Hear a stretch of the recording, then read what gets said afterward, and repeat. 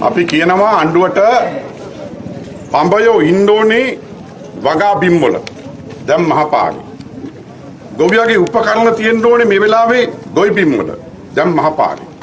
ගොවිය ඉන්න ඕනේ මේ වෙලාවේ ගොවි බිම්වල දැන් මහපාරි. ගොවියගේ මේ දවස්වල ඇහෙන්නේ අඬහරය අඬහර පාන හඬ ඇහෙන්නේ කවි හඬ ඇහෙන්නේ ඒ වෙනුවට අද හැින්නේ සටන් පාට. එමනම් වගාබිමේ ඉන්න ගොවියා මහ පාරට අදලා දැම්මේ මේ පරත්තල ආණ්ඩුව. අද මහ කන්න ආරම්භ කළා මාසයයි දවස් 4ක් අතර ගත වෙනවා. දැන් තමයි ආණ්ඩුව පොහොර ගෙන්න හදන්නේ. අද ප්ලේන් එකෙන් ගෙනවලු ඉන්දියාවෙන් නයිට්‍රජන් පොහොර ලීටර් ලක්ෂයක්. අකඩෝ මේවා කලින් කරන්න තිබුණේ.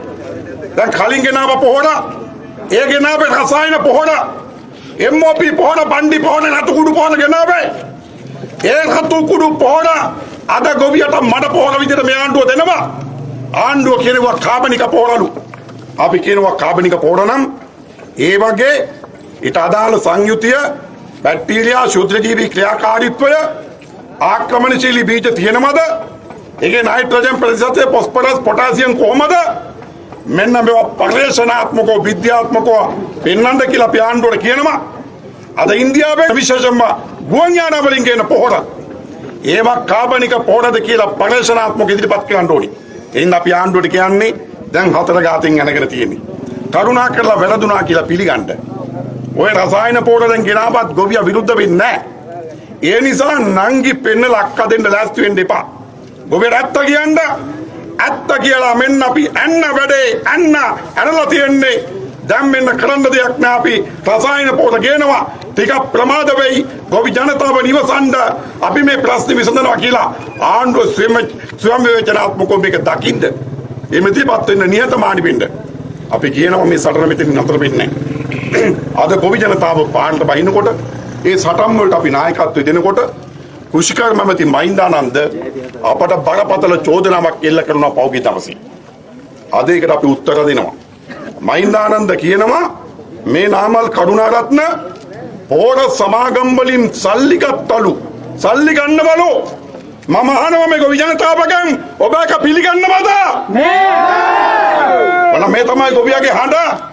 ඒ නිසා අපි කියනවා මහින්දානන්දට කැබිනට් මණ්ඩලේ වාඩි වුණාට පස්සේ වටපිට පොඩ්ඩක් බලන්න ඕනතරම් දැක බලා ගන්න පුළුවන්. සමාගම් වලින් කොම්පැනි වලින් චීන සමාගම් වලින් හිටන් ඩොලර් මිලියන ගණන් රුපියල් මිලියන ගණන් කෝටි ගණන් කොමිස් ගහපු කට්ටිය වටපිටාවෙම ඉන්නවා. ඒ වගේම තමයි අනේ ඔබතුමත් කන්නාඩි ඉස්සරහට ගිහිල්ලා ඒ පිළිබඳව බලන්න. එතකොට බලා ගන්න පුළුවන් ඇත්තටම කවුද මේ කොමිස් ගන්න කියලා. ඒ නිසා මම මේකට උත්තරයක් දෙන්න පමා වුණේ නීතිමය ක්‍රියාමාර්ග ගැනීමට අදාළව අපේ නීතිඥ කණ්ඩායමට මේක බාර දුන්නා. අපේ නීතිඥ කණ්ඩායමෙන් උපදෙස් ලැබුණා.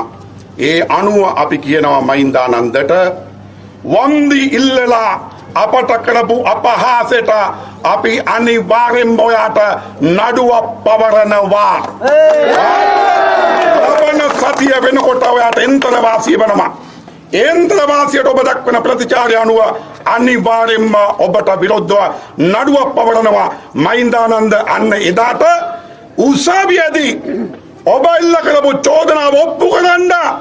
ඒ ඔප්පු කරන්න පුළුවන් වුණොත් අපි මේ සමස්ත කටයුතු වලින් ඉවත් වෙනවා.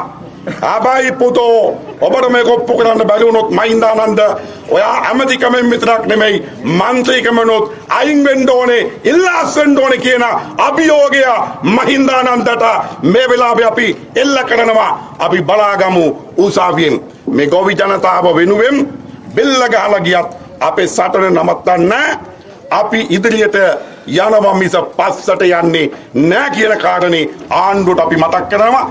ඒ නිසා ජනාධිපතිතුමෝ දැන් මේ ඔක්කොම පුච්චන්නේ මහින්දානන්දගේ පඹයෝ. මහින්දානන්දගේ පඹයට තමයි ගහන්නේ. නෑ මේ තීන්දුව ගත්තේ ගෝඨාභය රාජපක්ෂ ජනාධිපතිතුමා. මේකට අදාළව කාර්යසාධක බලකායක් පත් කෙරුවා. ඒකේ සභාපති බැසිල් රාජපක්ෂ මහත්තයා. ඊට පස්සේ ඇත්තටම මේ පොහොර විෂය මහින්දානන්දට අයිති නෑ. ගැසට් කරලා තියෙන්නේ සසීන්ද්‍ර රාජපක්ෂට. මේ පොහොර විශේෂ සම්පූර්ණයෙන් වගකීම තියෙන්නේ බාරව ඉන්නේ රාජපක්ෂ කෙනෙක්. ඒ නිසා මේ තීන්දුව ගත්තේ රාජපක්ෂවරු. මේ කමිටුවේ සභාපති රාජපක්ෂවරු.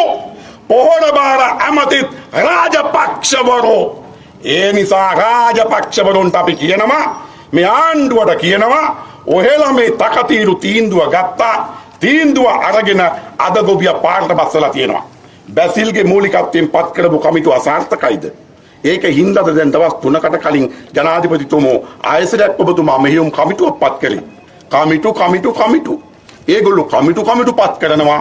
ගොවියා මහපාරි උද්ඝෝෂණය කරනවා. කරුණා කරලා ඕගොල්ලෝ කියනවා ඉතින් ගොවියට අලාභුනොත් එම වන්දි ගෙවනවායි කියලා. මේවා පිළිගන්න මේ ගොවි ජනතාව සූදානම් නැහැ. ඒකත් අපි කියන්න ඕනේ. ගිය අවුරුද්දේ යලකන්නේ වගාවන්දි තව නිකන් ගෙව්වේ නැහැ. මහකන්නේ වගාවන්දි ගෙව්වේ නැහැ. දැන් මේ පහුගිය කන්නේ වගාවන්දි ගෙව්වෙත් නැහැ. එදා හිරු සලකුණ වැඩසටහනේදී මහින්දානන්ද මට හම්බුණාට පස්සේ මම මේක ප්‍රශ්න කරාට පස්සේ මහින්දානන්ද පිළිගත්තා. සති දෙකකින් ගෙවන්න පටන් ගන්නකො. ගෙව්වද? ගෙව්වේ නැහැ. අම්පාරේ ගොවියට බඩිරංගු ගොවියට කෝටි 33මාරක් ගෙවලා නැහැ පොළු තිබ්බා. මොනරාගල ගොවියට කෝටි 16ක් ගෙවන්න තියෙනවා ගෙව්වේ නැහැ. ඒ වගේම තමයි ගොවියෙක් බැංකුවෙන් ණයක් ගන්නකොට ලක්ෂ 2යි උපරිම 16000ක් කපනවා. බැංකුව කපනවා. හැබැයි ගොවියා මුළු මුදලම පොලියත් එක ගෙවන්න ඕනේ. බැංකුව කපන රුපියල් 16000 ලක්ෂ දෙකෙන් කෘෂි රක්ෂණ මණ්ඩලයට යවලා ගොවියා රක්ෂණය කරන ඉන්ෂුරන්ස් කරනවා. ගොවියට හානියක් වුණොත් පූර්ණ වන්දි ගෙවන්න බැඳිලා ඉන්නවා. අඩු ගානේ ගොවියා සල්ලි බදලා රක්ෂණය වෙච්ච ගොවියටවත් වන්දි නොගෙවපු පාලකයෝ අද නිකන් කටින් පූජානන් දොරන දේවල් අපි විශ්වාස කරන්නේ කොහමද? ඒ නිසා ඔයලා කටින් කිව්වට හරියන්නේ නැහැ. අඩු ගානේ අපිට අධිකරණ මේ ක්‍රියාමාර්ගයක් ගන්න පුළුවන් වෙන විදියට ලිඛිත සාක්ෂි සහිතව ඒ පොරොන්දු ලබා දෙන්න ඕනේ. අන්න ඒ මොනොත් අපට සලකා බලන්න පුළුවන්. ඒ නිසා තවදුරටත් කටින් බතල හිටවන්න ලෑස්ති වෙන්න එපා. මේ ගොවි ජනතාවත් එක්ක සෙල්ලම් කරන්න ලෑස්ති වෙන්න එපා. ආණ්ඩුව දැන් අඩි 2-3ක් පස්සර තියලා තියෙන්නේ. පස්සර තියපු ආණ්ඩුව අපි අනිවාර්යෙන්ම බිත්තේටම හේතු කරනවා. එතනින් නතර කරන්න නෑ. වටෙන්ඩ ගහනවා. මොලොකටම ගොවි ජනතාවත් එක්ක ඊළඟට කොළඹට එන දිනය අපි ප්‍රකාශයට පත් කරනවා ළඟදිම. ඒ දිනේ උදා කරගන්න එපා කියලා අපි ආණ්ඩුවට මේ වෙලාවේ අනතුරු අඟවනවා.